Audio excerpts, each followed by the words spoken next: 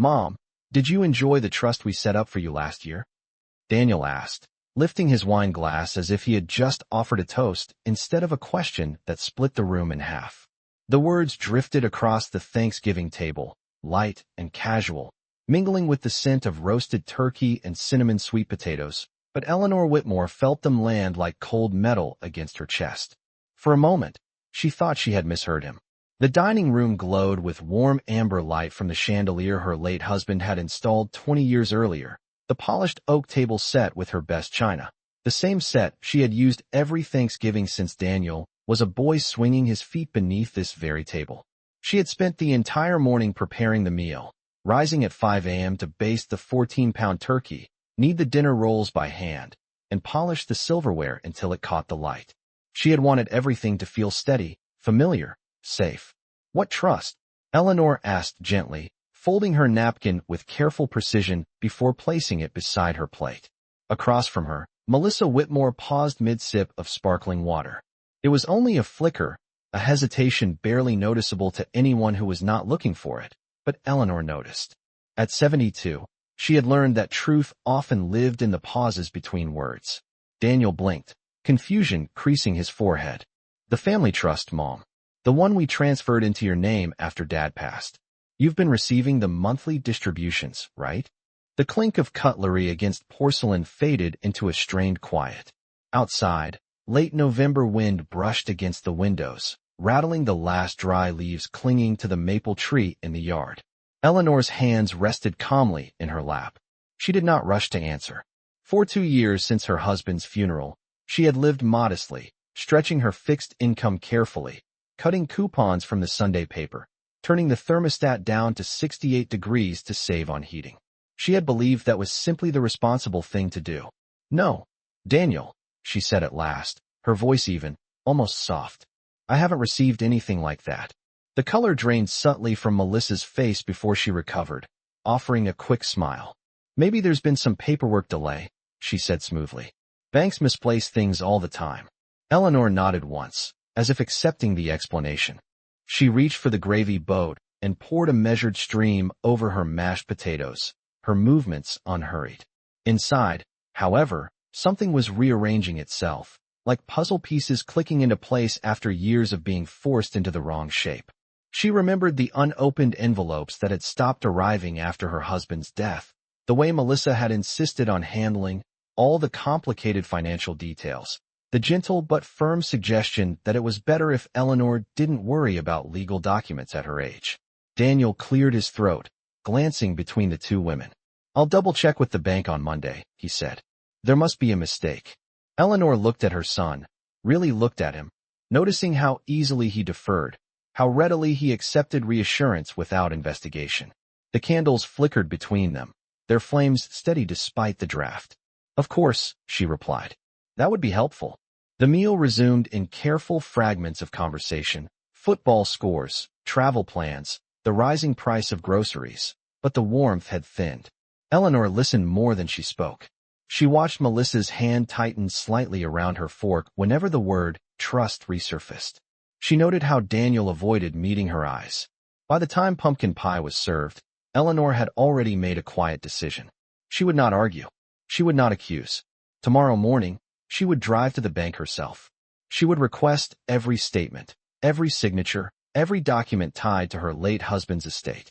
She would read each line slowly, deliberately, the way she once read bedtime stories to Daniel when he was small. As the evening drew to a close and coats were gathered from the hall closet, Melissa embraced her with practiced warmth. "Happy Thanksgiving, Eleanor," she said. Eleanor returned the embrace lightly, her expression composed. "Happy Thanksgiving," she replied. And as the front door closed behind them, the house settling into its familiar silence, she stood alone in the dining room, staring at the empty chairs. The candles had burned nearly to their bases. She did not blow them out right away. She let them burn, watching the wax melt and pool, understanding that something far more significant than dinner had shifted at that table. By morning, she would begin to understand exactly how much. The house felt different the morning after Thanksgiving, not louder or emptier, but sharper, as if every object had edges she had not noticed before. Eleanor woke at 6:30, The same time she had woken for decades when her husband was alive, and lay still for a moment listening to the hum of the furnace pushing warm air through the vents. The thermostat read 68 degrees. She kept it there out of habit, even though winter had settled fully over Connecticut and the forecast promised temperatures in the low 30s by evening. She rose slowly, tied her robe at the waist, and walked into the kitchen where the scent of yesterday's turkey still lingered faintly. The counters were spotless. The dishes had been washed and dried before she went to bed, every plate returned to its place. Order had always comforted her. She brewed her coffee the way she preferred, 2 level tablespoons of grounds for every 6 ounces of water, and poured it into the ceramic mug her husband had bought her in Maine years ago. She did not rush. She did not replay the entire conversation from the night before. Instead, she took out a yellow legal pad from the drawer beside the refrigerator and began writing down dates. The date of her husband's passing. The date the estate had been finalized. The months that followed when bills had arrived addressed only to her. She wrote carefully, in steady block letters. 2 years. 24 months. She had balanced her checkbook every single one of those months. She had never seen an unexplained deposit. She had never questioned why she had needed to dip into her savings for a new water heater last spring, or why she had postponed replacing the roof after the heavy rain in April. She had assumed that financial caution was simply part of widowhood. Melissa had offered to help within weeks of the funeral. She had arrived with neatly labeled folders and a tone that suggested efficiency and concern. It would be easier if she handled the estate paperwork, she had said. Daniel was overwhelmed with work, and Eleanor should not burden herself with complicated legal matters. At the time, Eleanor had been grateful. Grief had felt like walking through water. She had signed what she was told to sign, trusting that family meant protection. She finished her coffee and rinsed the mug in the sink, setting it upside down on a folded dish towel.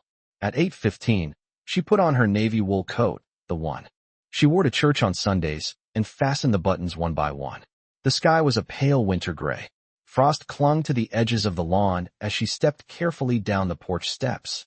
Her sedan started on the second turn of the key. She let it idle for a moment before pulling onto the quiet street. The bank was 12 minutes away. She had driven there countless times with her husband, usually on Fridays, when they would deposit checks and then stop for lunch at a small diner nearby. The building looked the same as it always had. Brick exterior, American flag near the entrance, a wreath still hanging on the glass door. She parked in her usual spot, even though habit was no longer necessary. Inside, the air smelled faintly of carpet cleaner and paper. A young teller greeted her with a polite smile. Eleanor returned it, her expression composed. She did not mention Thanksgiving. She did not mention trust funds or accusations. She simply asked to speak with someone about her late husband's estate account. As she waited in one of the upholstered chairs near the office doors, she folded her hands in her lap and studied the framed certificates on the wall. The world outside moved as it always did. People deposited checks. Children pressed their faces against the glass of the candy jar near the counter. Nothing appeared broken. And yet Eleanor felt the subtle certainty that by the time she walked back out those doors, something irreversible would have come into focus. She had spent 2 years believing she was adjusting to a smaller life. Now she was beginning to wonder whether that smaller life had been carefully arranged for her.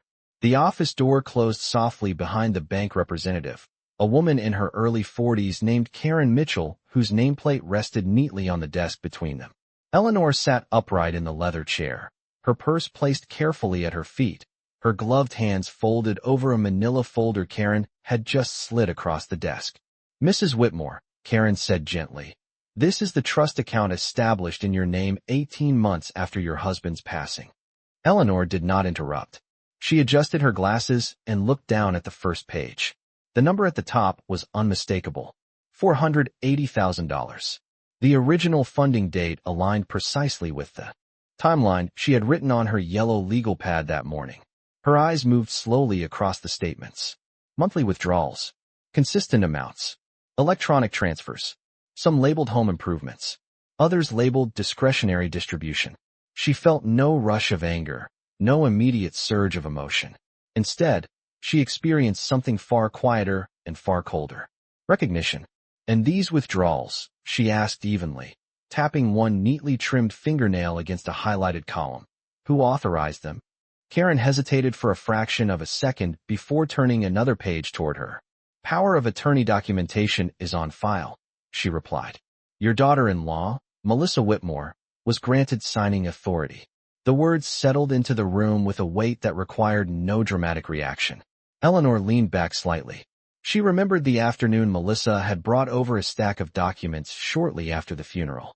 Daniel had been in the kitchen making coffee. Melissa had explained that it was standard procedure, simply to make sure bills could be paid if Eleanor ever became ill. It had seemed practical at the time. Responsible. The signature at the bottom of the power of attorney form was hers. Steady, clear, trusting. Was there any medical trigger attached to this authority? Eleanor asked. Her voice remained composed. Karen scanned the file. No, ma'am. It appears to have been durable and effective immediately. Eleanor nodded once. Immediate. She flipped through the statements again, her gaze pausing on a series of transfers that coincided with dates she recognized. The month she had postponed repairing the roof because she believed she needed to conserve funds. The month she declined a small vacation invitation from a church friend because she did not want to overspend. The month she replaced the water heater using her personal savings. The trust had been active the entire time. Active and quietly diminishing. Have there been any distributions made directly to my personal checking account? She asked. Karen shook her head. No direct transfers to the account ending in 4432, which is your primary account. Eleanor closed the folder gently. She did not slam it. She did not demand explanations. Instead, she placed both hands flat on the desk and inhaled slowly through her nose. The room remained calm. Outside the office window, a customer laughed at something near the teller counter. Life continued without disruption. I would like certified copies of every document associated with this trust, Eleanor said, including the original establishment paperwork and all transaction histories. Karen nodded immediately. Of course. As the printer began to hum in the background, Eleanor stared at the framed photograph on the wall behind the desk. It depicted a lighthouse standing against a gray Atlantic sky. Steady, unmoving. She thought about Daniel at 8 years old, sitting cross-legged on the living room carpet building model airplanes.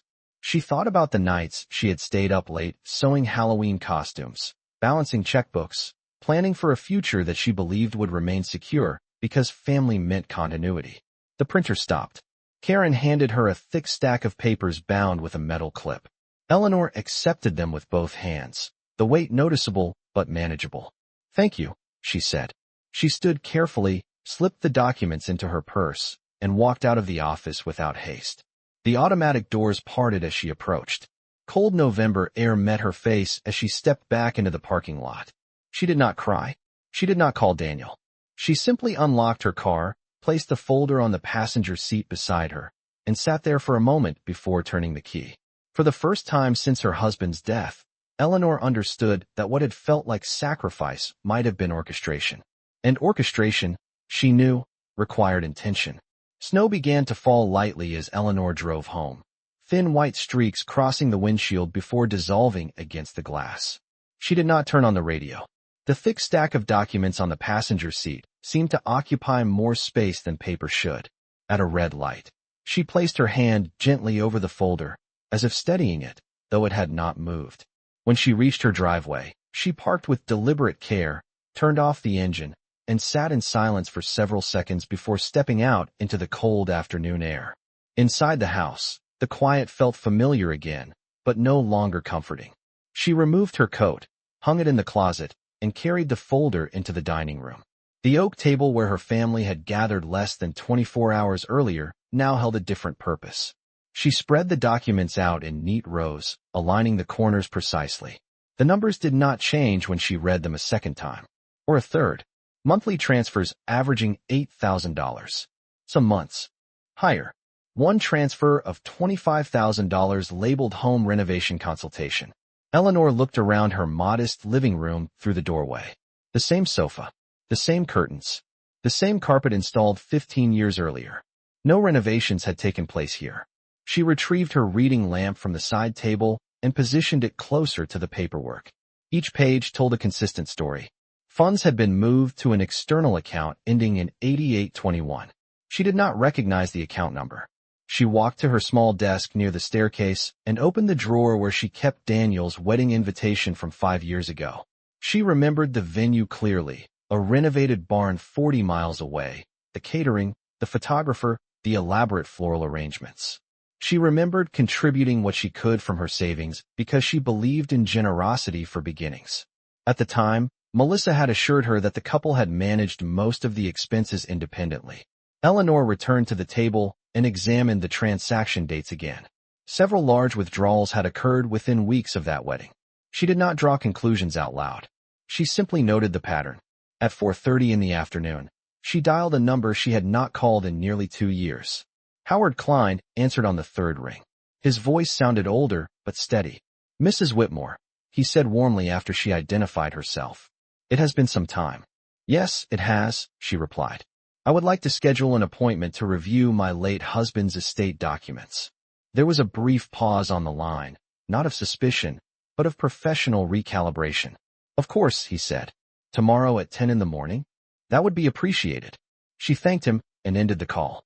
The sun dipped lower outside, casting long blue shadows across the snow dusting her lawn. Eleanor gathered the papers into a single stack and secured them with a large binder clip from her desk drawer. She placed the folder inside her purse again, this time alongside a small notebook and pen. In the kitchen, she reheated a bowl of leftover soup for dinner. She ate at the counter rather than at the dining table, her movements measured, her appetite steady. There was no trembling in her hands, no raised voice echoing through the empty rooms. Only clarity. After washing her bowl and spoon, she stood at the kitchen window and watched. The snow fell more heavily now, covering the driveway in a thin white layer. 2 years ago, she had believed that aging meant gradually surrendering control, that it was natural for younger hands to take over complicated matters.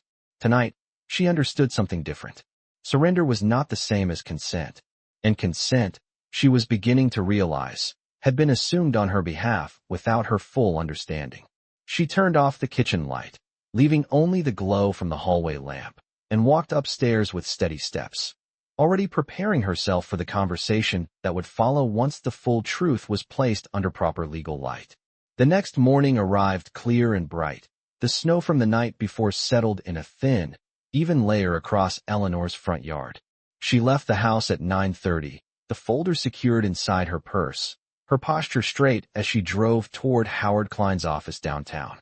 The building stood between a bakery and a small insurance agency, its brass plaque polished despite the winter air. Inside, the scent of coffee and paper mingled faintly. Howard greeted her in the reception area, his gray hair thinner than she remembered, but his handshake steady. He led her into his office, where shelves of legal volumes lined the walls in careful order. Eleanor sat across from his desk and placed the folder in front of him without dramatic flourish. "I would like you to review these," she said calmly. Howard adjusted his glasses and began reading. The room was quiet except for the soft turning of pages. Eleanor watched his expression rather than the documents. At first, his face remained neutral. Then his brow tightened slightly. He leaned back, scanning the power of attorney form more carefully. "This was executed 2 years ago," he said. "Durable. Immediate effect. No medical limitation clause." Eleanor nodded. "I did not fully understand the scope at the time." Howard continued reviewing the transaction summaries, his finger tracing down columns of withdrawals.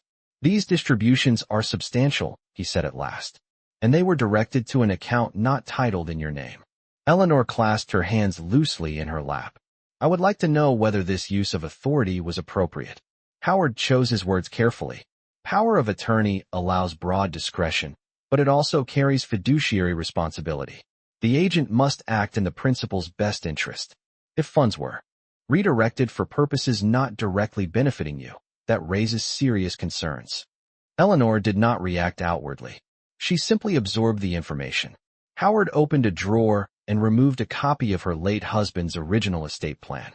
"Your husband structured the trust specifically to provide long-term security for you," he said. "The language is clear." He tapped a paragraph with his pen. "Primary beneficiary. Lifetime support." Eleanor leaned forward slightly to read the highlighted line. The words appeared firm, unambiguous. Lifetime support. For 2 years, she had believed she was being prudent by living smaller. Now she understood that prudence had been unnecessary. "What are my options?" she asked. Howard folded his hands together. "First, we can issue a formal demand for accounting and repayment. If cooperation is not immediate, civil action may follow. The documentation you have obtained is strong." Eleanor inhaled slowly. The path ahead did not feel explosive. It felt procedural, structured. She had always trusted structure. "Prepare the demand letter," she said, "and revoke the power of attorney immediately." Howard nodded. "I will file the revocation today." As he began drafting notes, Eleanor looked around the office at the framed photographs of Howard's grandchildren on a side table. Families, smiling faces, layers of connection built on expectation and trust. She felt a brief, quiet ache, not for the money itself, but for the assumption that family loyalty did not require verification. When the meeting concluded, Howard handed her copies of the revocation paperwork for her records. "This may become uncomfortable," he said gently. Eleanor rose from her chair. "Uncomfortable is not the same as unjust," she replied. Outside, the sun reflected sharply off the snow, almost blinding in its brightness. She walked back to her car without hesitation. In her purse, the revocation notice rested beside the trust statements, two sets of paper now aligned toward a single purpose. She did not call Daniel on the drive home. She did not send a message to Melissa. Instead, she allowed the silence to remain intact. For the first time since Thanksgiving dinner, she felt the faint return of something steady inside her. Not anger, not triumph, authority. And this time, it belonged entirely to her. 3 days after Howard Klein filed the revocation, the certified demand letter was delivered. Eleanor knew the exact moment it arrived because Daniel called at 4:12 in the afternoon, his name appearing on her phone screen while she was folding laundry in the upstairs hallway. She let it ring twice before answering. "Hello, Daniel," she said, her tone steady. There was a brief silence on the other end, followed by a strained exhale. "Mom, what is this letter from Howard?" he asked. His voice carried confusion first, not anger. Confusion often came before anything else. Eleanor sat down on the edge of the hallway bench, smoothing a towel across her lap before responding. "It is a formal request for a full accounting of the trust," she said calmly, "and repayment of funds that were not used for my benefit." Another pause, longer this time. She could almost hear him turning toward Melissa, covering the receiver with his hand. A muffled whisper traveled through the line. Then Daniel spoke again, his voice tighter. "There must be some misunderstanding. Melissa handled the paperwork because you said you did not want to deal with it." Eleanor looked down at her hands. They were still. "Handling paperwork and redirecting $400,000 are not the same thing," she replied quietly. On the other end, the whispering grew sharper. She did not need to hear the words to recognize the shift. "Mom," Daniel said, lowering his voice as if speaking carefully would control the situation, "that money was invested. It was for family planning, for future expenses." Eleanor let the silence sit between them before answering. "I am your family," she said. "My future expenses were the purpose of that trust." The line went quiet again. This time there was no immediate defense, only breathing. Daniel cleared his throat. "Melissa says you signed everything." "I did," Eleanor replied. "And that is why the accounting matters." She did not accuse. She did not list numbers. She did not mention the specific transfers tied to their wedding month. Facts would speak for themselves soon enough. Howard explained the fiduciary responsibility attached to power of attorney. She continued evenly. "If the funds were used properly, then the documentation will confirm that." The word properly lingered in the air. Daniel's tone shifted from confusion toward something closer to frustration. "This is going to create a problem," he said. Eleanor stood from the bench and walked slowly toward the staircase window, looking out at the snow beginning to melt along the driveway. "The problem already exists," she replied. "I am simply asking for clarity." There was a longer silence this time, one that stretched beyond comfort. Finally, Daniel spoke again, his voice lower. "Melissa is very upset." Eleanor's expression did not change. "I was very surprised," she said gently. Upset comes after surprise. She did not raise her voice. She did not plead. She allowed the structure of the situation to remain intact. "The letter requests a response within 10 business days," she added. "I suggest you review the documents carefully." When the call ended, Eleanor placed the phone back in her pocket and returned to folding the remaining towels. Her movements were precise, methodical. Downstairs, the clock in the living room chimed 5 times. Outside, the late afternoon light softened against the thinning snow. She did not feel victorious. She did not feel shaken. What she felt was alignment. The demand had been made through proper channels. The authority had been restored legally. The conversation had been calm. In the quiet of her home, Eleanor understood that the first ripple had now reached the surface. And unlike Thanksgiving dinner, there would be no casual laughter to smooth this over. On the 9th business day, Howard called shortly after noon. Eleanor was seated at her kitchen table reviewing a church bulletin when the phone vibrated softly beside her teacup. "We have received a response," he said without preamble. His tone was measured, professional. Eleanor closed the bulletin and folded her hands. "And?" she asked. There was a faint rustle of papers on his end. "Partial acknowledgement," Howard replied. "They admit that funds were transferred into a joint investment account held by Daniel and Melissa. They are characterizing the transfers as strategic family allocation with the intent of future shared benefit." Eleanor allowed the phrasing to settle. Strategic family allocation. Words chosen to soften impact. "Is there documentation supporting that intent?" she asked.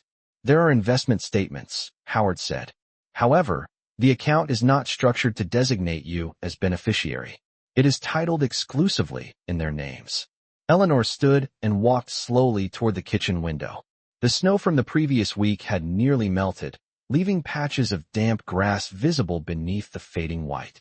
"Have they offered repayment?" she asked. A brief pause followed. "They have proposed a settlement discussion," Howard answered.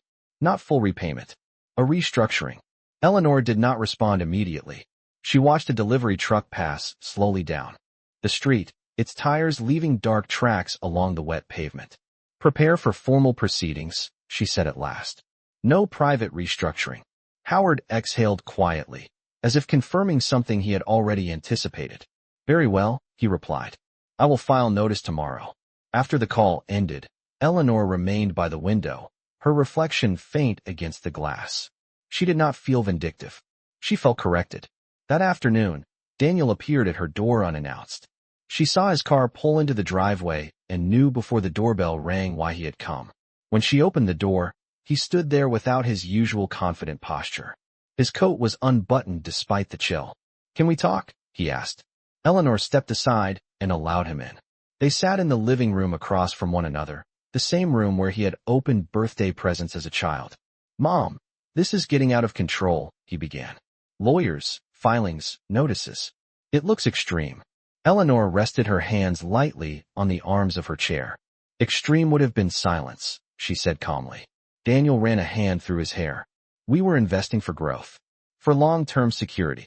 Eleanor held his gaze. "Whose security?" she asked. He did not answer immediately. Instead, he looked toward the hallway, as if expecting Melissa to appear behind him. She had not come. "You signed the documents," he repeated weakly. "Yes," Eleanor said.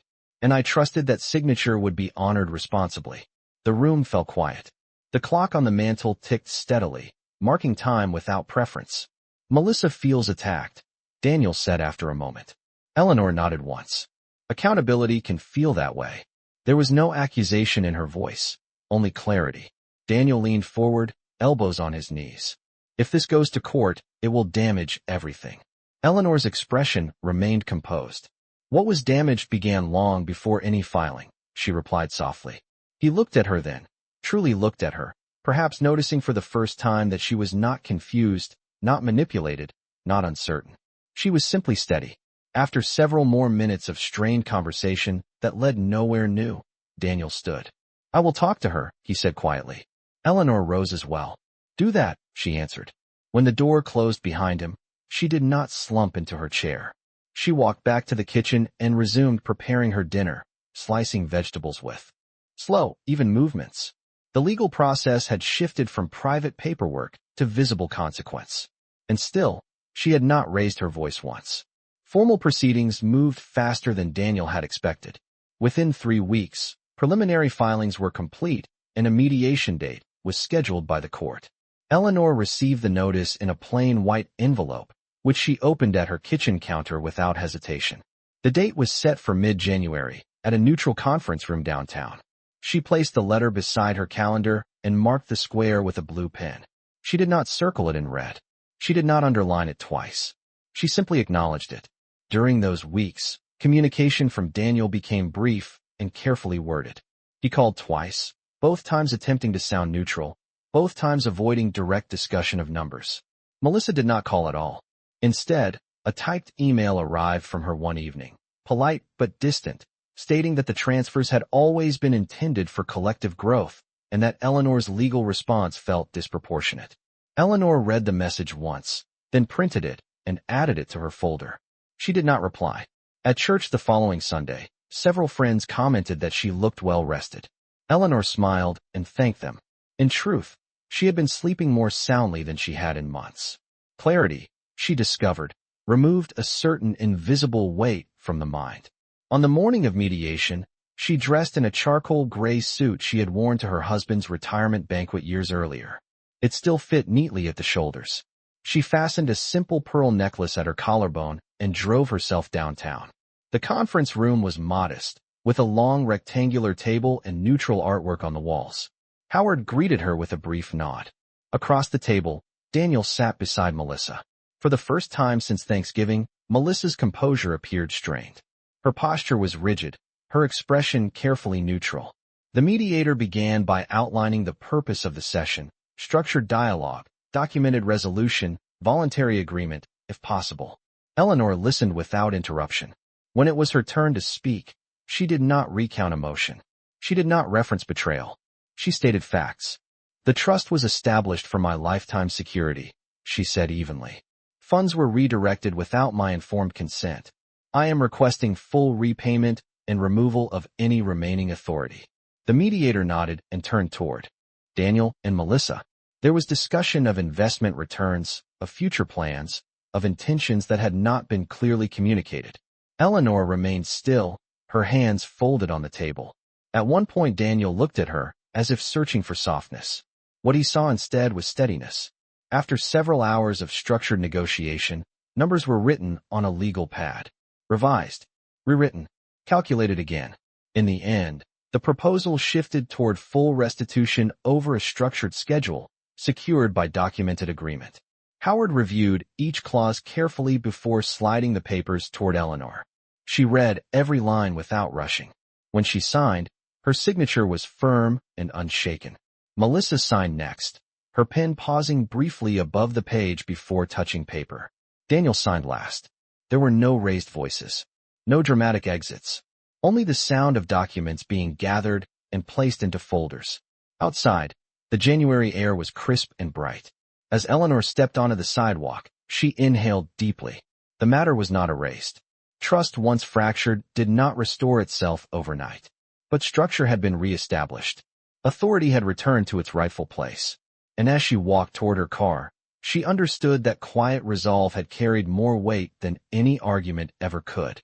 By early spring, the first repayment installment arrived exactly as outlined in the agreement. Eleanor opened the bank statement at her kitchen table on a quiet Tuesday morning, her reading glasses resting low on her nose. The deposit was listed clearly, transferred into the trust account, now fully restored to her sole control. She did not smile. She did not celebrate. She simply compared the amount against the schedule Howard had provided and placed a small check mark beside the corresponding line in her notebook. Outside, the last traces of winter had given way to damp soil and early green shoots along the edge of her lawn. The structure was working. Over the next several months, each payment arrived on time. There were no more calls attempting negotiation, no more explanations framed as misunderstandings. Communication with Daniel shifted into something quieter and more cautious. He visited twice, each time alone. During one visit in late April, he stood in her kitchen holding a cup of coffee and said, "I should have looked more closely." Eleanor studied his face before answering. "Yes," she replied gently. There was no lecture attached to the word, no raised voice. Accountability did not require volume. Melissa did not accompany him. Instead, a brief handwritten note arrived in the mail in May, thanking Eleanor for agreeing to structured resolution. The handwriting was controlled, the sentences measured. Eleanor read it once and filed it with the legal documents. She did not respond. In June, After the third installment had cleared, Eleanor scheduled another meeting with Howard. This time, the tone was different. "I would like to amend my estate plan," she said. Howard listened as she outlined her intentions. A portion of the trust would remain for her lifetime needs. Another portion would be directed toward a small scholarship fund in her late husband's name, to assist local high school seniors pursuing trade certifications or community college degrees. "Security should create opportunity," she said calmly, "not confusion." Howard nodded and began drafting revisions. By late summer, the documents were finalized. The scholarship announcement was submitted to the local school district with minimal publicity. Eleanor did not attach her personal story to it. She did not mention the legal dispute. She allowed the action to stand on its own. In October, nearly a year after that Thanksgiving dinner, Daniel invited her to a small family gathering at his home. The invitation was simple. No elaborate promises. No dramatic appeals. Eleanor considered it for 2 days before accepting. When she arrived, the atmosphere was polite and restrained. Melissa greeted her at the door, her posture careful. "Thank you for coming," she said quietly. Eleanor nodded once. "Thank you for inviting me."